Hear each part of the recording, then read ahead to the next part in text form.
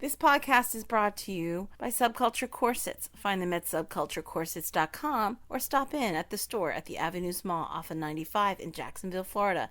They've got everything you could want for steampunk, rockabilly, goth, and pinup. Mention Cosmic Shenanigans and get 10% off your order, online or in the store. Welcome to Shenanigans Ensue with Mary Sangiovanni!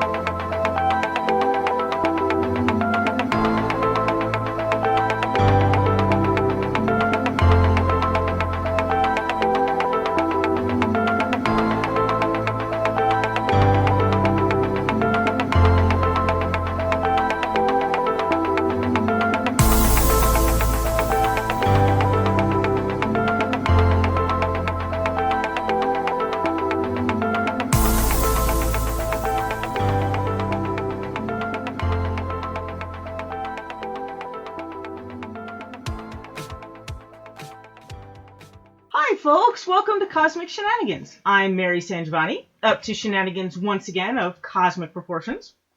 Today we're going to talk about Stephen King's short story Crouch End.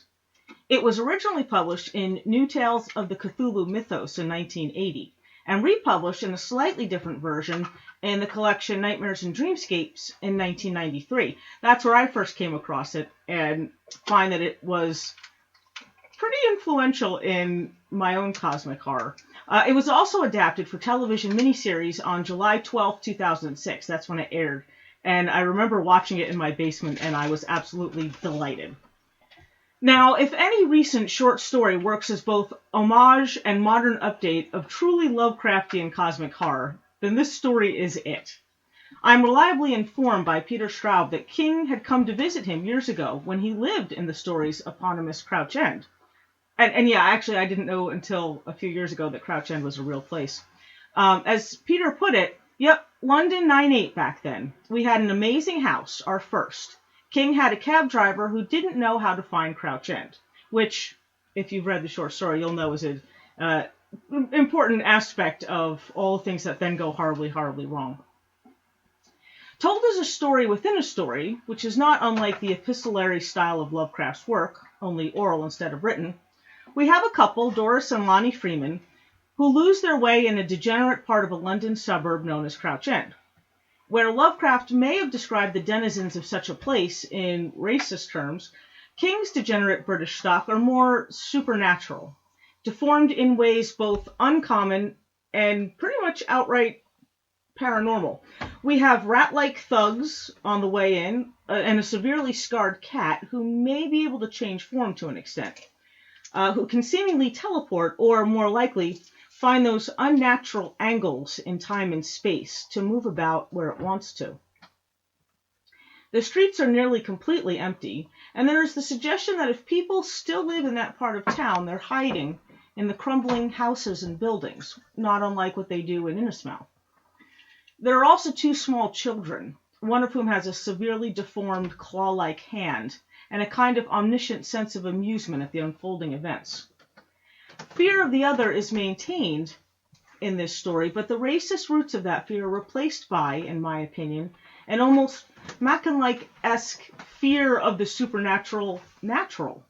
The feral indifferences of entities straddling that thin spot in the, quote, scuffed leather ball that keeps our time and space contained and separate from others.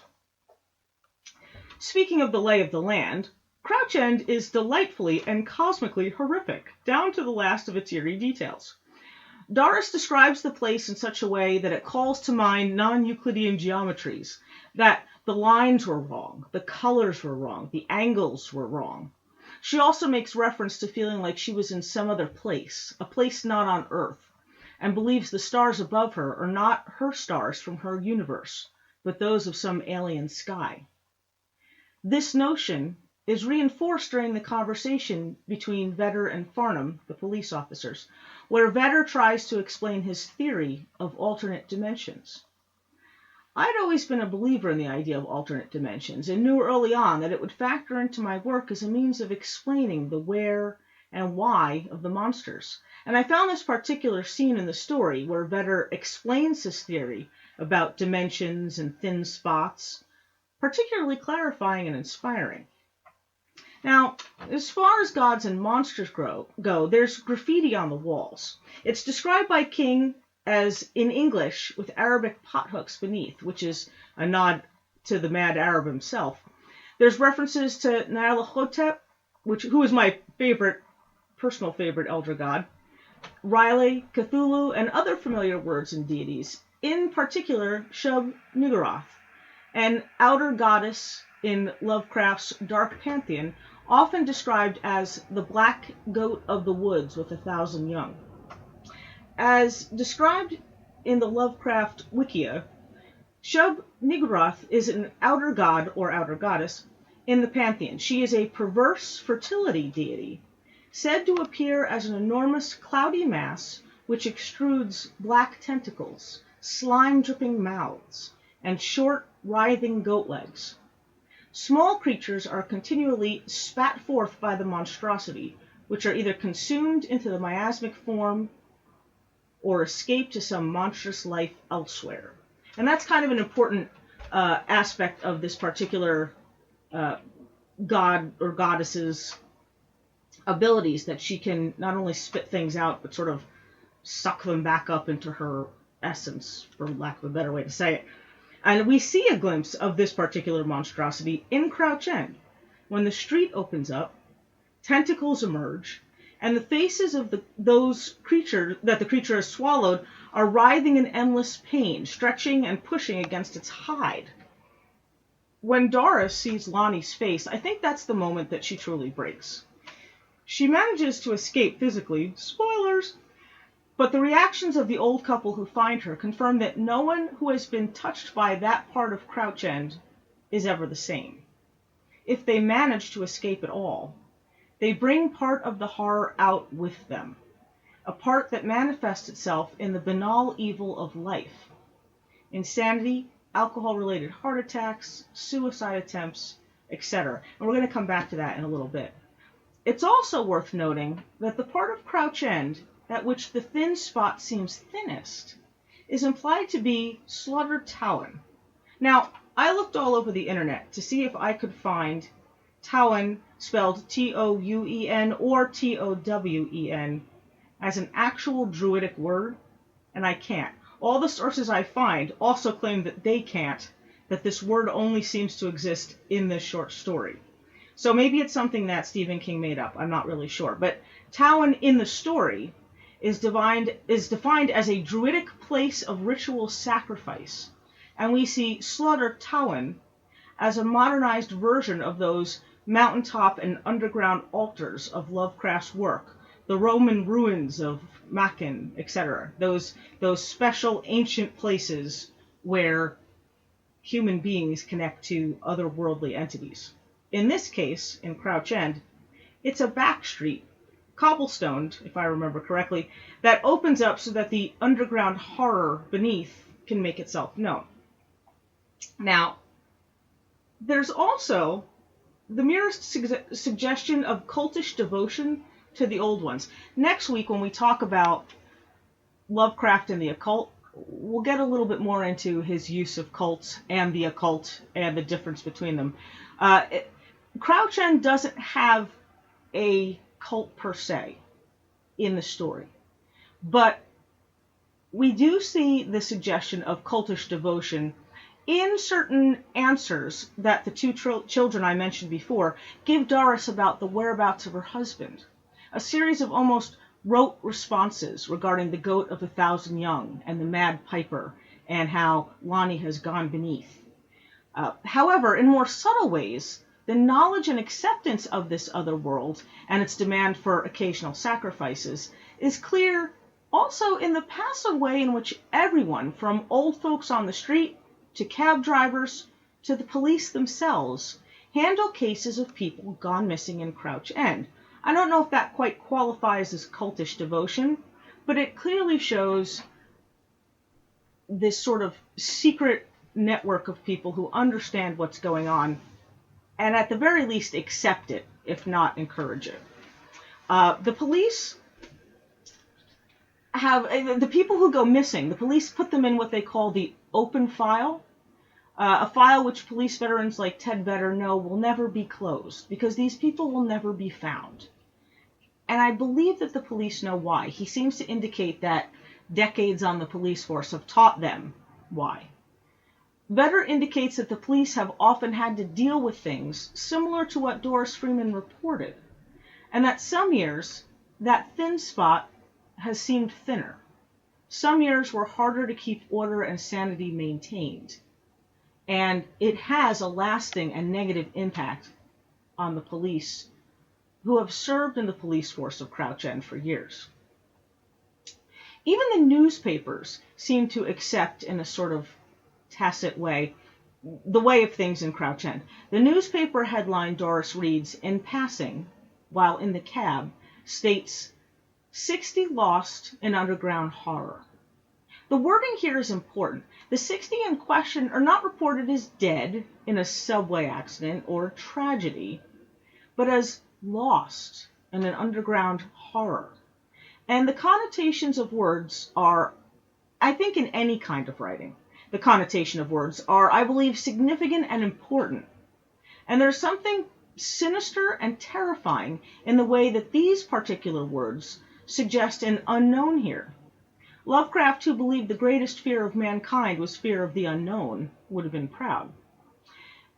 As so often and so appropriately happens in King's work, no one gets out of these situations unscathed, if they make it out at all. There is trauma. There are nightmares and flashbacks, heart attacks and suicide attempts, hair gone white, the whole nine.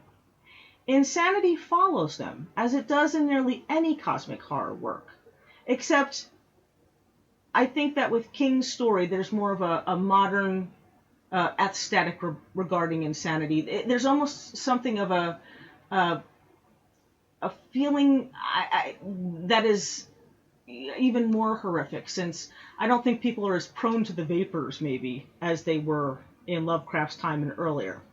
And I think it is important to note that any kind of horror tragedy is not going to be tied up neatly in a bow for characters. That if it's true horror, if we're experiencing the true horror, even if for cathartic reasons, in order to process what the symbols of horror actually mean, there is still a sense of lasting trauma. There's still a sense of lasting impact that I think a good work of horror really has to touch on, at least even superficially, okay?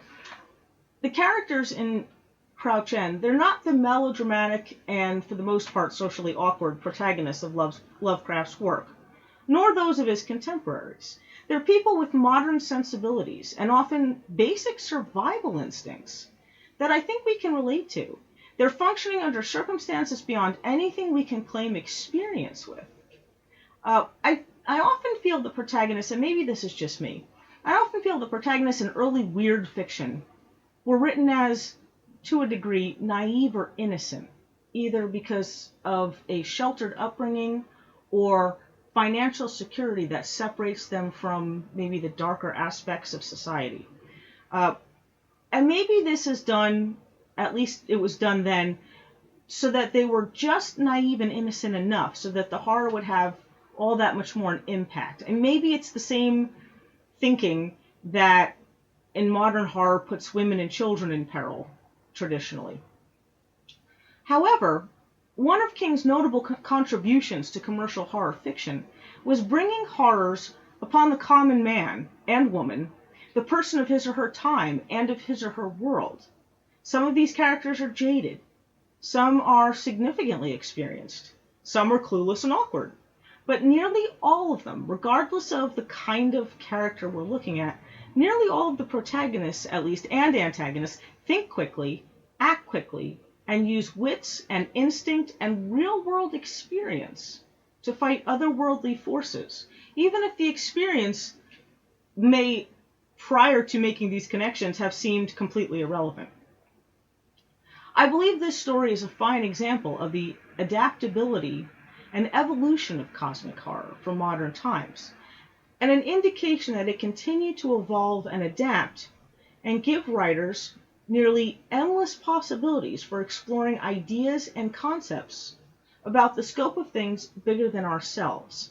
I know that a question had been raised about whether or not you can really have cosmic horror without the occult aspect of it. And that's one of the things we're going to touch on next week.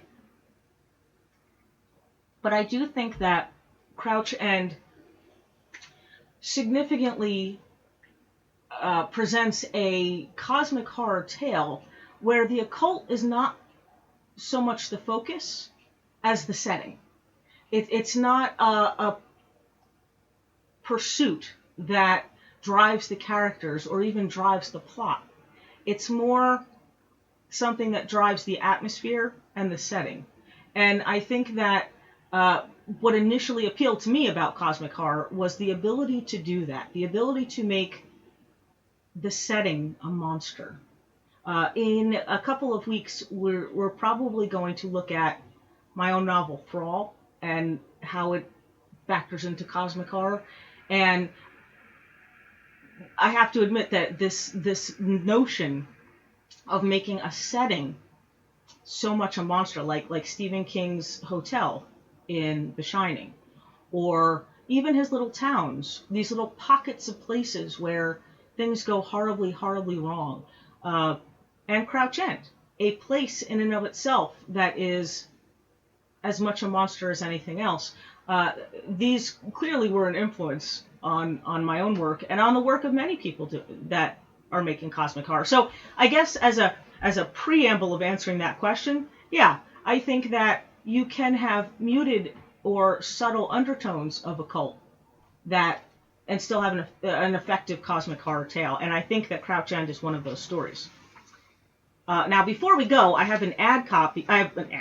This is me talking. I have an ad for Rob Herrera's The Mudman. If you have not read it, you should. And this is why. On November 8th, 2016, a man of stone savagely attacked a quiet law office in rural New Jersey. Woot for New Jersey, woot. 10 people were brutally mutilated and murdered. The killer was never caught, and the legend of the Franz Rock Monster was born. The Mudman by Rob Herrera, author of Hangman's Jam, is a fast-paced thriller laced with horror and dark humor. Inspired by Frankenstein, folklore, and media freak shows, The Mudman explores what it means to be human, the transformative power of grief, and the fine lines between fact and fiction, man and monster. Some fathers will do anything for their daughters, even raise the dead. The Mudman is born of mud and made for murder. The Mudman by Rob Herrera is available in both paperback and digital editions exclusively at Amazon. I also want to thank Dave Thomas, even though he is not here today. These next two episodes are being engineered by Brian Keene. I'd like to thank him as well. These two guys have awesomely engineered and handled all the technical aspects of Cosmic Shenanigans so far.